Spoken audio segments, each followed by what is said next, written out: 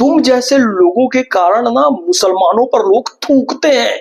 गलीज गंदे आदमी, शर्म कर थोड़ी सी, कुछ भी उल चलूल बकवास करता है, बेगैरत। मैंने पाकिस्तान के मौलाना तारिक मसूद का एक स्टेटमेंट सुना। वो सगी बेटी से बलात्कार को जस्टिफाई कर रहा है। आप सोचिए ये लोग कितने कुंठित मानसिक, फ्रस्ट्रेटेड लोग हैं, काम कुंठा से ग्रस्त लोग हैं। वो ये बता रहा है कि यदि बाप अपनी बेटी से संबंध बना ले तो उस बेटी की मां जो है वो बाप पे हराम हो जाएगी, क्योंकि अब बेटी उसकी पत्नी बन गई है। मतलब ये गलीज, औलाद खबीस, जलील, बाबा इबलीस, ज़कात की खीर का पिस्ता, तशरीफ के फोड़े का कीड़ा, इतना गिरा हुआ आदमी। इस्लाम में एक नियम है, निकाह होता है।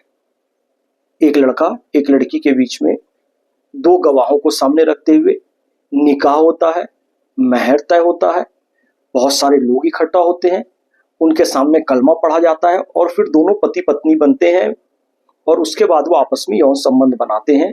निकाह के बिना यौन संबंध बनाना जिना कहलाता है। जिना जिना बहुत बड़ा गुनाह है। और ये गलीज आदमी कहता है कि सगा बाप अपनी बेटी से यौन संबंध बना ले तो वो उसकी बीवी बन जाती है, और सगा ससुर अपनी बहू से यौन संबंध बना ले तो वो बहू उसके पति की मां बन जाएगी।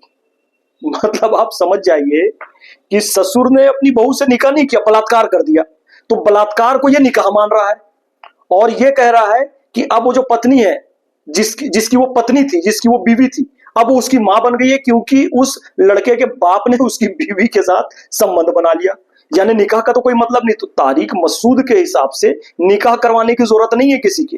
तारिक मसूद को खड़ा कर दो और एक लड़का एक लड़की का बलात्कार कर देते हो, बोलेगा निकाह हो गया, इनमें संबंध बन गया, यानी अब एक दूसरे के हो गए। कितना, अबे तुम जैसे लोगों के कारण ना मुसलमानों पर लोग थूकते हैं। गलीज गंदे आदमी, शर्म कर थोड़ी सी, कुछ भी उल चलूल बकवास करता है, बेगैरत।